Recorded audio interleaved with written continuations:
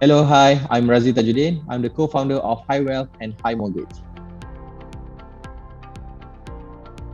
HiWealth essentially is an accelerator program, which is to empower M40 about wealth creation. So if you are M40, you are middle class in this country, and you are struggling at the moment, and you think how you can survive during this pandemic, how to improve your cash flow, how do you want to acquire good asset, how to build network. So HiWealth is the program for you. So since the introduction of HiWealth, I think we started in July. So we have received more than 3,000 people registered for the program. But we cannot take everyone. So hence we have to do a stringent process in terms of evaluating the background of the participant or the applicants. So we can only accept 100 participants per batch. At the moment, we are currently at batch 3 in HiWealth. On another note, HiMortgage is your digital, I would say, your personal digital banker to help you to apply for housing loan.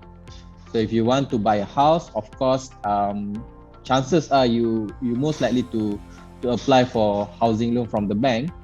But you probably don't know how, because housing loan is very difficult to apply. The approval is very low in the market. So our job is to guide you to ensure that your application can be approved by banks. Basically, HiWealth, why I started it is simply because I know for a fact a lot of people are struggling at the moment. Some of my friends, some of my family members, they are looking ways how they can get additional income, how they can sustain themselves during this pandemic, how they can survive. So of course, immediate answer would be, of course, you do extra work, you do multiple jobs at the same time. Some people do drop ship, some people become agents and whatnot. But that I consider it as sweat capital. You basically have to work for it. Less people know T20, or I would say the upper class in the society, basically how they survive. They know how to leverage. They know how to use capital to make more capital. Money make money. So that's why I said, and I told my friend, unfortunately, Malaysians, in terms of financial literacy, they are not really good at it. They are struggling to understand the basic concept of financial management. They don't know how, money make money concept. So my job here is to teach them how to make more capital by using whatever capital that they have.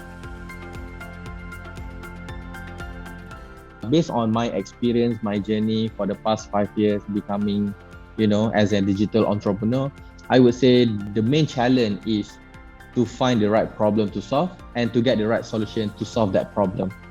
Because I think anyone, if they have a dream to be an entrepreneur, the way I see it, and the best entrepreneur is always the one who solve the problem.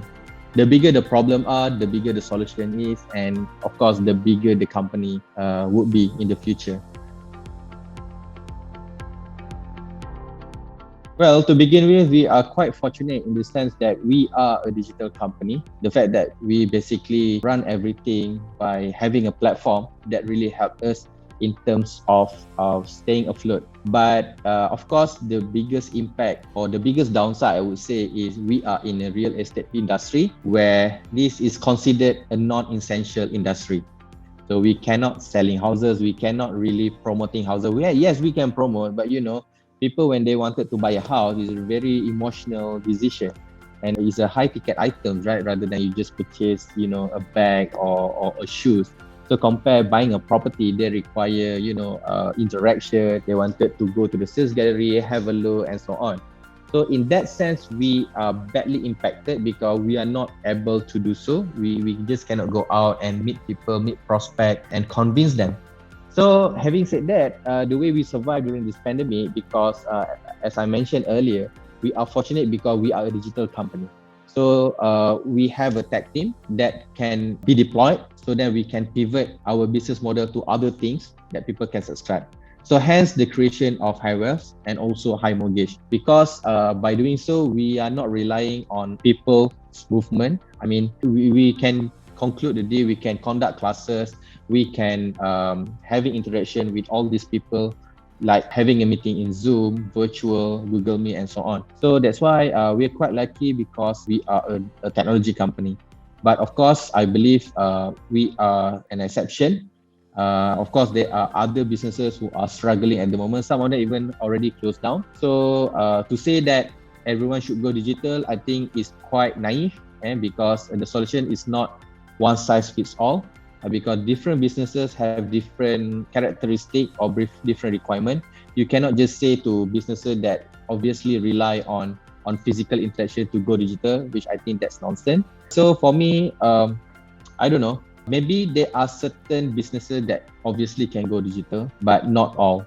That's one thing. Second, I think how you can stay afloat and survive during this pandemic obviously goes without saying by managing costs. But I don't think any SMEs out there who are impacted by pandemic, who cannot do their business, basically their revenue goes down up to zero, can survive. Yeah, because SME normally their cash reserve is not as big as a public listed company. Even public listed company are very badly impacted.